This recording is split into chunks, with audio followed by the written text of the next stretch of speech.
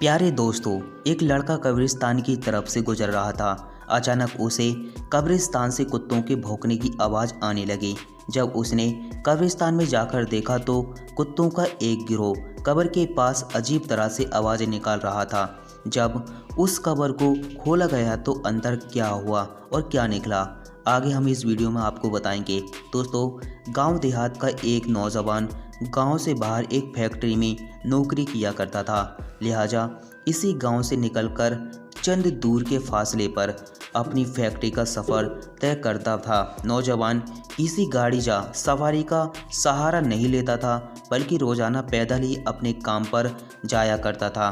और इसका ये कहना था कि रोज़ाना पैदल जाने से मेरी वर्जिश भी हो जाती है और मैं अपने आप को फिट महसूस करता हूँ, क्योंकि इसका गुजारा दोस्तों खेत और हरियाली में से ही होता था। ये खुद को ताजगी महसूस करता था और गांव में दोस्तों बाहर जाने या आने में कब्रिस्तान भी पड़ता था। इससे ये रोज़ वहां से गुजरता हुआ कब्र वाले को सलाम करता था और उनके लिए दुआएं मांगता था। लेकिन दोस्तों पिछले तकरीबन 3 दिन से उसके सामने एक अजीबोगरीब वाक़या पेश आ रहा था और इसे समझ में नहीं आ रहा था कि इस मामले में क्या वजह है। वो ये सोच रहा था कि मुझे जहाँ से गुजरते हुए तकरीबन 10 साल हो गए हैं, लेकिन आज तक तो ऐसा कभी नहीं हुआ। असल में दोस्तों पिछले 3 दिन से उसके साथ कुछ तो हो रहा था। जब भी वो कब्रिस्तान के बाहर से गुजरता तो उसको कब्रिस्तान के अंदर से कुत्तों के भौंकने की तेज़ आवाज़ आया करती थी। वो बड़ा परेशान था कि आखिर कब्रिस्तान में कुत्ता कहाँ से आ गए और इतनी ज़ोर ज़ोर से आवाज़ क्यों निकाल रहे हैं, क्योंकि कब्रिस्तान को तो वैसे भी खामोशी का शहर कहा जाता है। और फिर इस खामोश शहर के अंदर ये कुत्ते इतने ज़्यादा ज़ोर ज़ोर से क्यों बोल रहे हैं, इसकी परेशानी दिन पे दिन बढ़ती जा रही थी। और अब 3 दिन हो चुके थे और 3 दिन गुजर चुके थे। आखिरकार इस नौजवान ने ये फैसला किया कि आज वो कब्रिस्तान के अंदर दाखिल होगा और देखेगा कि कुत्ते भौंक रहे हैं और आखिर पूरा माजरा क्या है। दोस्तों अगले दिन जब वो कब्रिस्तान से गुजर रहा था तो फिर से उसे कुत्तों के भौंकने की आवाज़ सुनाई देने लगी। जैसे ही वो शख्स कब्रिस्तान में दाखिल हुआ तो उसने देखा कि 4 दिन पहले जिसकी मौत हुई थी उसकी कब्र पर खड़े होकर कुछ कुत्ते भौंक रहे हैं, यानी कि कुछ कुत्तों की गिरोह भौंक रही थी। वो बहुत परेशान हुआ और कहने लगा कि अभी 4 दिन पहले तो ये कब्र तैयार हुई थी, ऐसा क्या हुआ और ऐसा कौन सा मामला हुआ कि कुत्ते इसकी कब्र पर खड़े होकर भौंक रहे हैं। उसने जब ये देखा तो ये फैसला किया कि आज शाम को जाकर गांव की पंचायत में जाकर सबको इस बात के बारे में बताऊंगा। जो 4 दिन पहले इस दुनिया से चला गया था उसकी कब्र पर पिछले 3 दिन से कुत्ते भौंक रहे हैं। लिहाजा शाम को अपने काम से फारिग होकर वापस आता है तो आकर तमाम हाले गांव वालों के सामने बयां कर देता है। अब गांव वालों की पंचायत में बड़े उलमा-ए अहल इल्म ने ये फैसला किया कि इसकी कब्र कुसाई की जाए, यानी कि उसकी कब्र को खोदा जाए और देखा जाए कि अंदर आखिर मामला क्या है। कब्र को खोदने से पहले गांव वालों ने उस मैयत के घर वालों से इजाज़त लेना मुनासिब समझा। दोस्तों लोग उसके घर पहुंचे और घर वालों को सारा हाल बता दिया। तो उस शख्स के भाई ने कहा, अगर आप ये देखना चाहते हैं कि अंदर मामला क्या है तो हमारी इजाज़त है, लेकिन हम आपके साथ नहीं जाएंगे।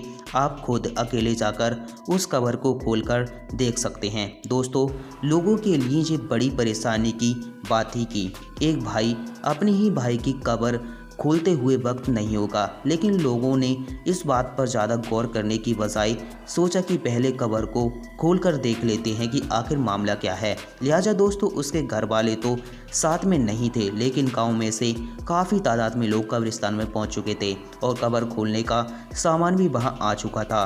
और जब इस कब्र को खोला गया तो दोस्तों क्या अमल शुरू हुआ। वो कुत्ते जो पिछले कई दिनों से इस कब्र पर खड़े होकर अजीब व गरीब आवाज़ें निकाल रहे थे वो भी आसपास मौजूद थे और कब्र के आसपास दोस्तों मंडरा रहे थे। और गांव वालों को देखते देखते दोस्तों जैसे ही दोस्तों कब्र को खोला गया एक ऐसा खौफनाक मंजर सामने आ गया जिसने सबके होश उड़ा दिए। क्योंकि दोस्तों जैसे ही कब्र की मिट्टी को हटाया गया और मिट्टी के नीचे से तख्ते हटाए गए तो देखा कि इस कब्र के मुर्दे को जानवर बुरी तरीके से खा रहे हैं। ये मंजर देखकर लोगों की चीखें निकल गईं और वो फौरन उसकी कब्र को बंद करके घर की तरफ आने लगे, क्योंकि उस मुर्दे को जानवर इतनी बुरी तरीके से खा रहे थे कि जो वहाँ मौजूद था उसके ऊपर दोस्तों कब कभी तारीफ हो गई थी। जी हाँ दोस्तों, और उन्होंने इसी में अपनी भलाई समझी कि कब्र से जितना दूर हो सके उतना दूर रहना चाहिए।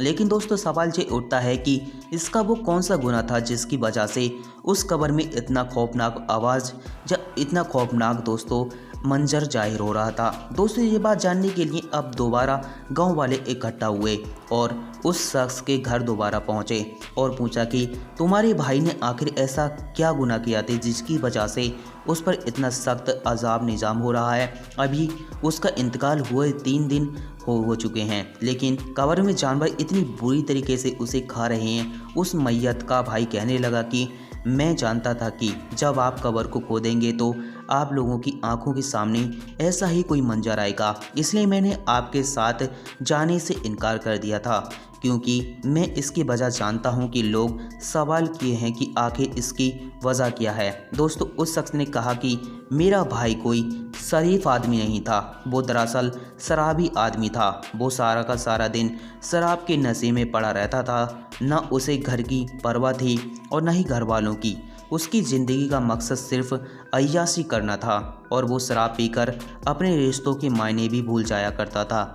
जहाँ तक कि वो अपनी माँ को गालियाँ देता था और बाप से लड़ाई झगड़ा भी करता था।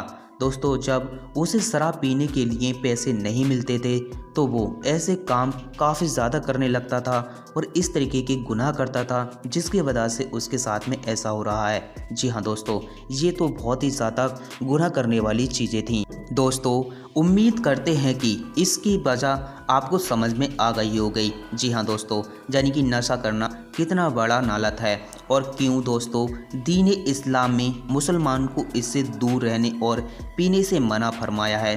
दोस्तों इस्लाम में शराब पीना पिलाना, बेचना, खरीदना ये सब बिल्कुल हराम है।